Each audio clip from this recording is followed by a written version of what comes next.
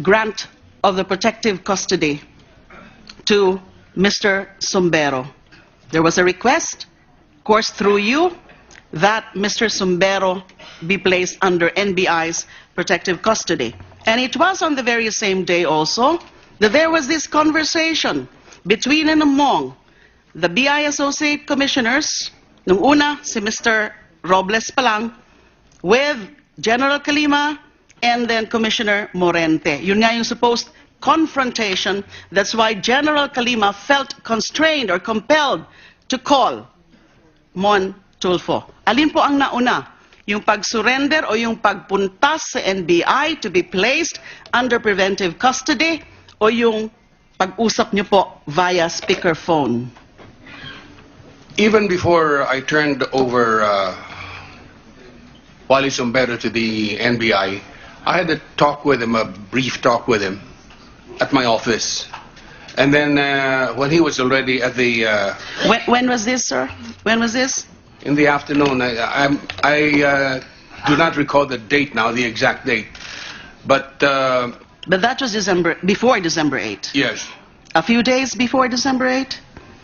1 or 2 days? I cannot recall the date. I'm sorry. Mm-hmm.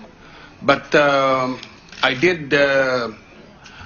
I had a conversation with him before I turned him over to the NBI for protective custody. And then after he arrived at the NBI headquarters, I had another talk with him.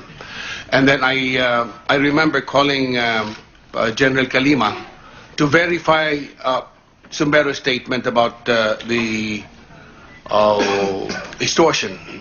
That was also before December 8?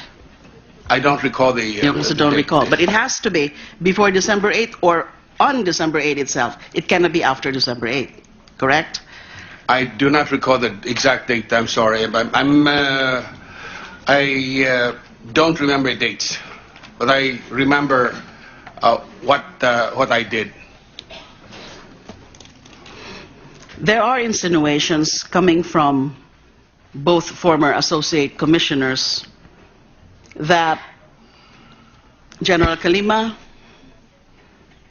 Sumbero, and yourself are trying to blackmail, or were trying to blackmail them. Check, ma'am. In exchange for not proceeding with coming out with an expose. You're a media person, and you are known to be doing exposés, and I suppose that was your intention, that you're gonna expose the information that you got from both Mr. Sumbero and General Calima.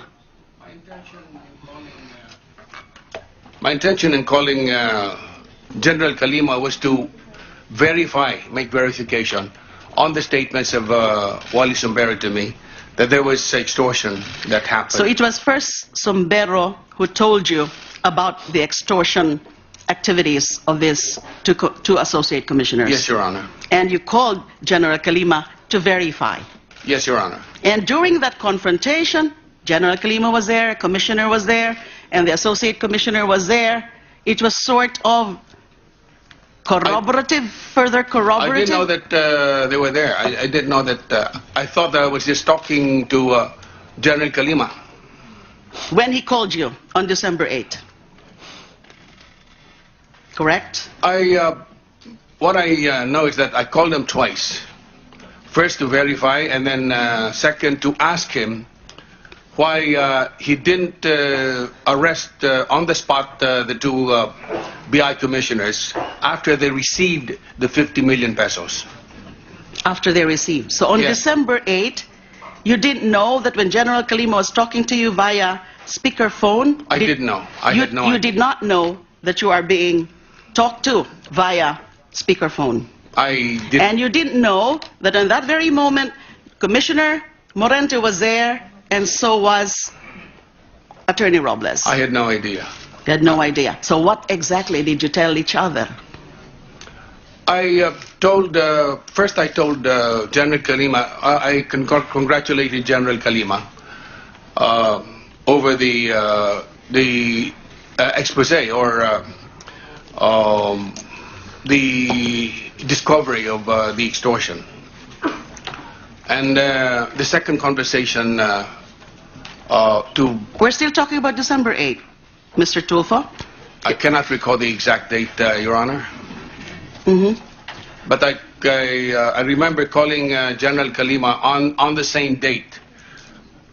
Did you tell General Kalima that you intend to expose Yes, Your Honor. the two commissioners you called in your column as rapacious? Yes, Your Honor. Mhm. And General Kalima knew about that. Of course, because I had a conversation with him. Thank you, Mr. Chair. How much time do we have? We are supposed to adjourn, I will suspend. tell you what time. Thank you. Thank you, Go ahead. Mr. Chair. Tama ho yun. Marami po akong tanong.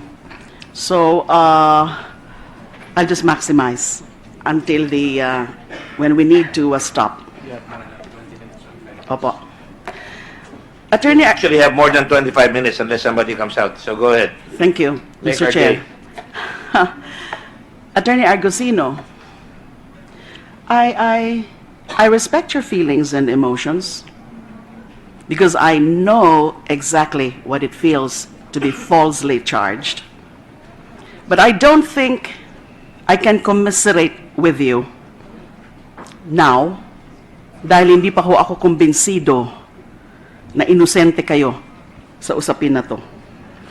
Pero ang nakakainis na naman po sa stance nyo is that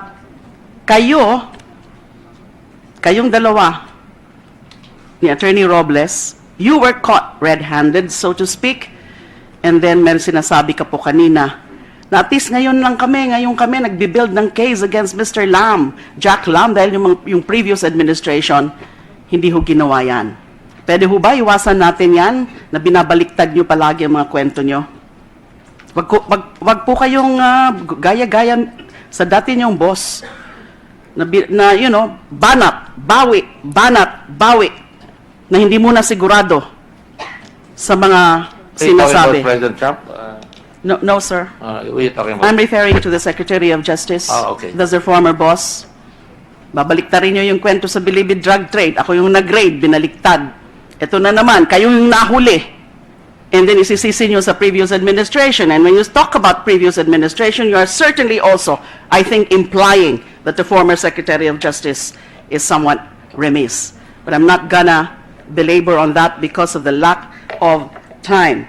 Now, punta po tayo sa November 26. But before that, tama ho siya, Chair, Senator Gordon. Common denominator po, mga bedans tayo. Pangulo, Present Secretary of Justice, former Secretary of Justice, kayo rin po. Nakakahiya ho talaga ngayon sa institusyon natin na ganyan ang nangyayari. Now, it's either both of you are too stupid or too corrupt. Stupid. May daladalang bags. At alam nyo naman yan, the CCTVs in that particular area are all over. You will play along just because yung sinasabi nyong iimbestigahan na wala naman talaga kayong authority to investigate or to corrupt. You have to convince us that it's not the second. Between too corrupt and too stupid, I don't know which one you would choose. Doon po tayo sa November 26. Yung nag-meet po kayo doon sa Shangri-La, sa Bonifacio Global City. Doon po kayo, Attorney Argusino, when Sombero allegedly made the implied bribery offer to the Secretary of Justice? You were there, correct? Yes, Your Honor. And yung sinasabing implied bribery offer from Sombero, representing Jack Lam, who was also there, ay yung maghahanap ng bagong padrino dahil matagal-tagal na nagkaroon siya ng so-called padrino. Narinig niyo po yon? Yes, Your Honor. Ano po ba yung immediate reaction ni Secretary Aguirre? Tinabi niya po ni Sombero nung latter part na po, Your Honor. Kaya bigla ko siyang napatayo.